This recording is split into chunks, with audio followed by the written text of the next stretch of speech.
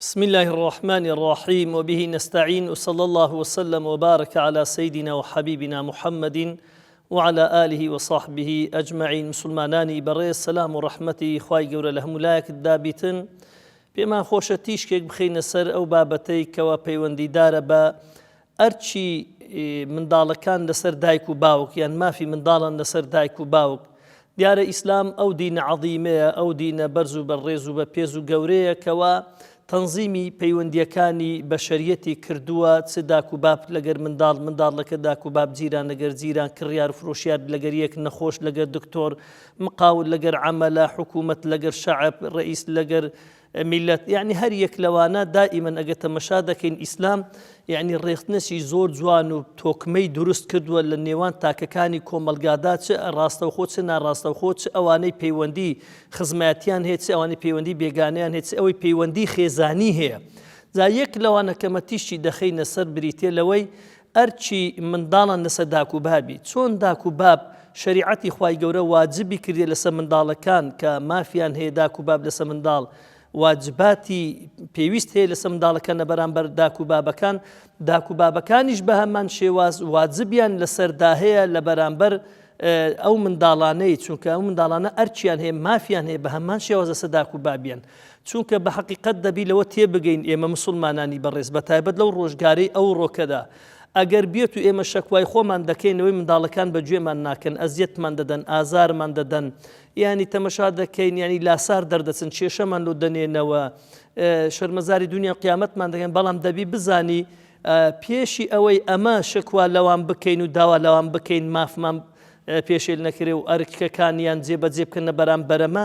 دەبی ئەوان لە منداڵی ڕا مافیان پێدرابیتن، ئەرکەکانیان جێبەجێ کرابی لەلایەن داک و بابەوە، بۆ ئەوەی کە ئەو منداڵی گەورە بوو ڕێز و حرمەتی ئەو داک و بابەی بزانی، ئەرکەکانی خۆی بزانی بەرامبەر ئەو دایک و باوکەی، مافەکانی ئەو داک و بابەی بزانی چین لەسەر خۆیدا. لۆیە ئیسلام کە دێتن مافی منداڵ دیاری دەکات لەسەر داک و بابی، ئەرچی منداڵ دیاری دەکات لەسەر داک و بابی پێش لە دایک بوون،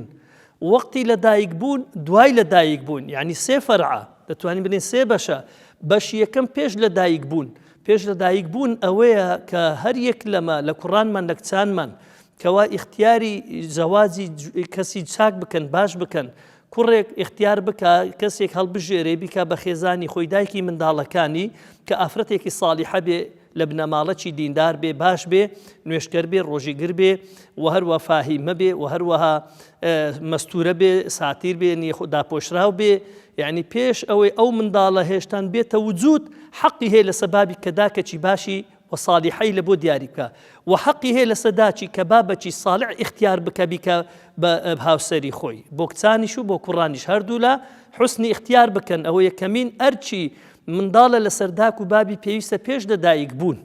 ئەو جا دیارە پێغەمبەری ئیسلامیش فەرموویەتی عەلەیهی سەڵات وەسەلام تونکەحو المەرئەة لأربع لجمالها لحسبها ولمالها ولدينها فاظفر بذات الدين تربت يداك. ئافرەت دەخوازرێ بۆ چار شتان: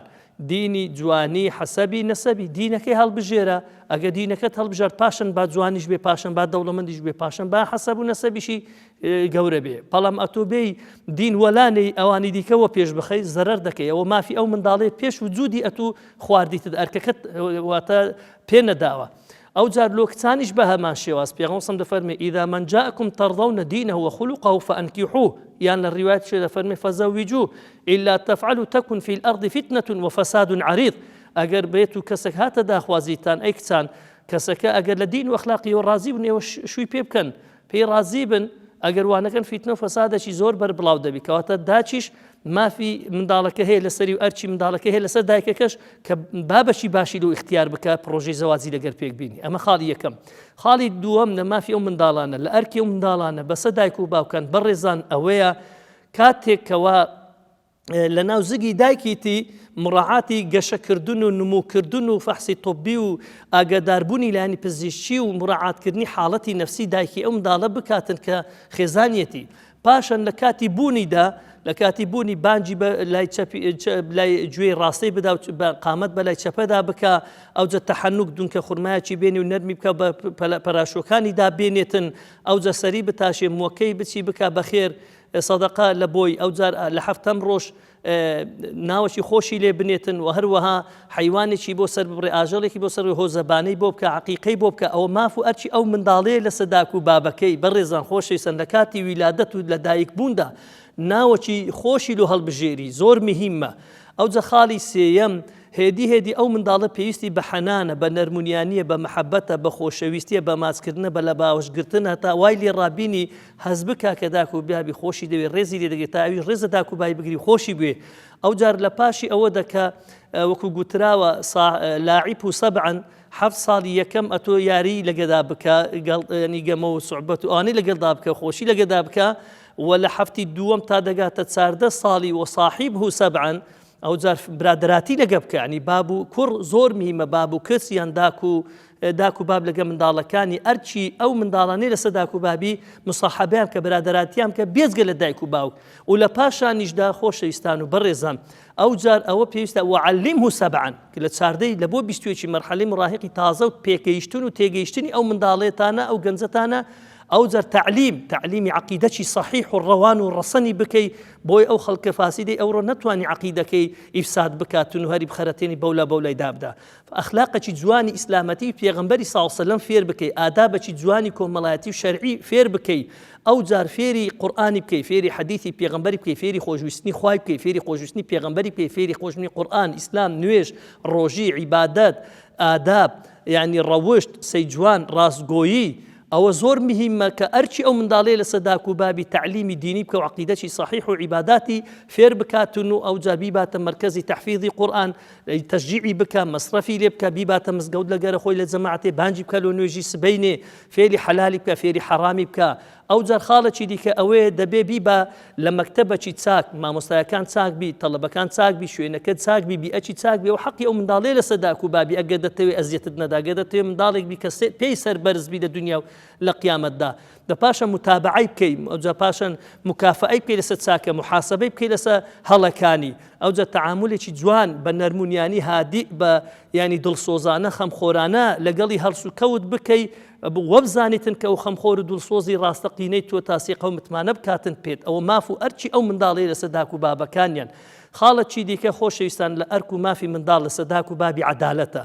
عەدالەت لە نێوان کوڕ و کچەکان زۆر کەس ئیحتیمامی بە کوڕ دەدا و ئیهمالی کچ دەکا وا دەزانی کوڕ دنیای بۆ دەکاتە بەهەشت و کچ دنیای لێ دەکات بە جەهەنەم بەداخەوە کە کچەکان بە سۆسترن بە وەفاترن ئەسڵ لە کوڕەکان تا پێغەمبەری خوا صلی الله علیه و سلم ناو نوێژێ کچ ئومامەی کچی عاص یعنی لەسەر شانی بووە لە باوشی بووە لە نوێژی مەغریبی 3 جار برندی کردی و داینە ئەو جار عەدالەت بکە ئەو جار مەصرفی بکە ئەو جار دەرمان و ئەوەی بکە ئەو جار لە جانبی نفسی پەروەردەی بکە لە جانبی طبی خەمی لێ بخوا لە جانبی عیباداتی فێر بکە لە جانبی ئەخلاقی لە جانبی عەقائیدی. ئاخر قیسەیەکی خۆشتان لۆ دەجێڕم و کورتن و پوختن کەسێک بابە کاتە خزمەت ئیمامی عومەر گوتی وەڵاهی من گلەیم هەیە شەکوای دەکەم لە کنەت و وەکو حاکمی موسڵمانە لە منداڵەکەم زۆر ئەزیەتم دەدا زۆر ئازارم دەدا زۆر قسەم پێ دەرێ بەجێم ناکە لاسارە لە دەرێ کێشەی دروست دەکا